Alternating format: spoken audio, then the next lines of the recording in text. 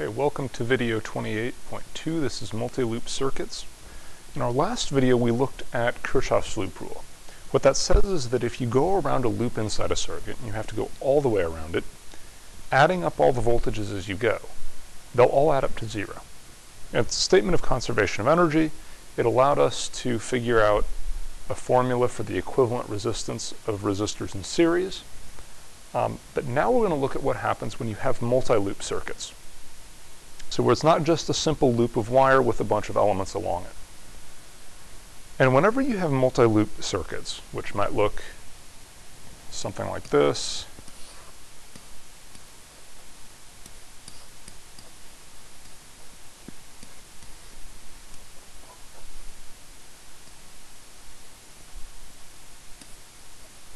very complicated one. Whenever you have one of these, you're going to have junctions where one wire splits into two, or there are three elements connected to the same place. Like for instance,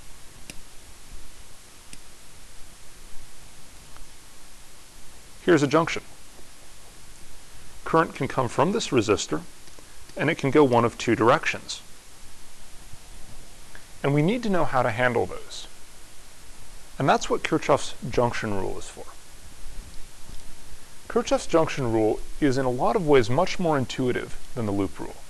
What it says is that the current into a junction is equal to the current out of the junction.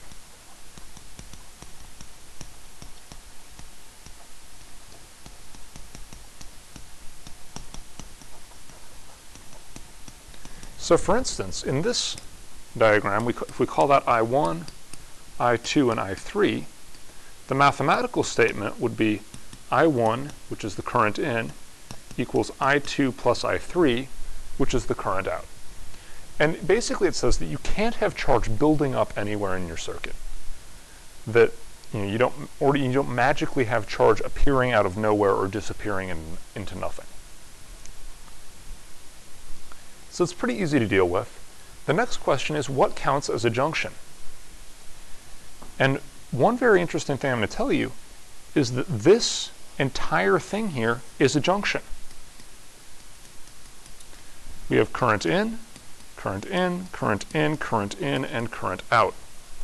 The important thing there is that there are no circuit elements inside the area I circled.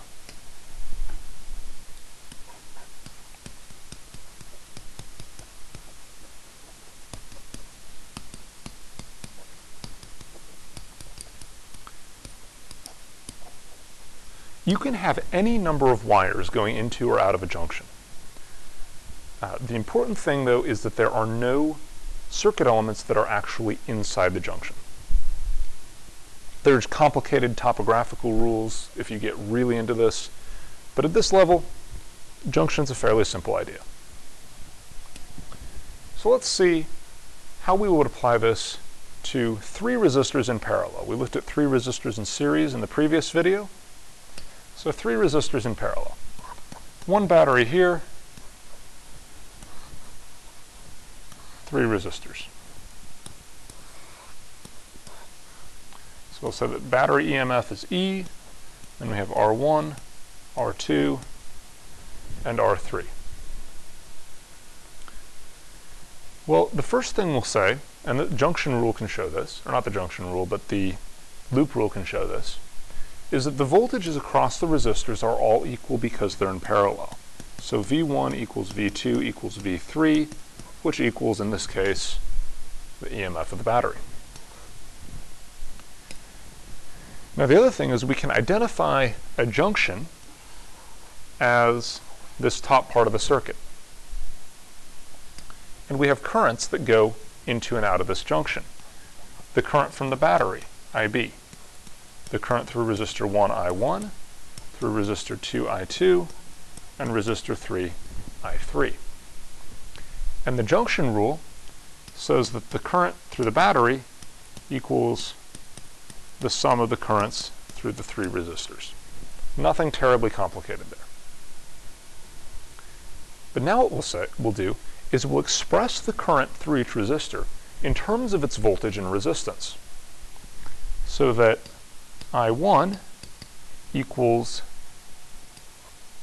V1 over R1, and so on. When we do that, we find that the current through the battery, which is IB, equals EMF over R1, because remember V1 is the same as the battery EMF, plus EMF over R2, plus the EMF over R3. A little bit of mathematical manipulation, and we can find that the battery current divided by the EMF is equal to the sum of the reciprocals of the resistance. We can also identify this quantity, battery current divided by the EMF, as 1 over the equivalent resistance of the circuit. So for instance, if you had the same battery connected to a single resistance, Req, the current through the battery divided by the battery voltage would be 1 over Req. And so we can say that it's the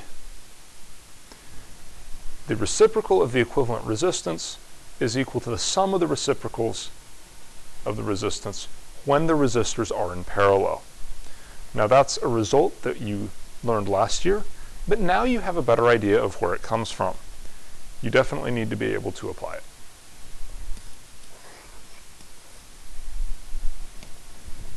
Now last in this, let's look at how the loop rule works in multi-loop circuits.